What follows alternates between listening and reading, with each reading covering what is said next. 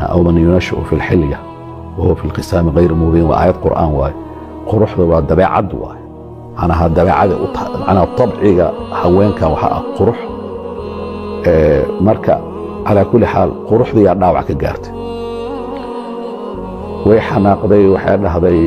maaragtay ninkeeda waxay dhahday fiir ninkan odayga wax igu sameeyay markaas uu xanaaqay isagana odaygu u tagay wuxuu dhahay xaaskeyga fiirisa u gashay dharkii caddaa oo quruxda badnaa oo dhan waxa wixii dhooqa ahaa oo dhan asaga markaa dhooqaysan yahay odayga meesha ku dhex jiraa aqligu wuxuu keenaa odayga inuu soo qaado soo joojiyo oo ushiisa u dhiibo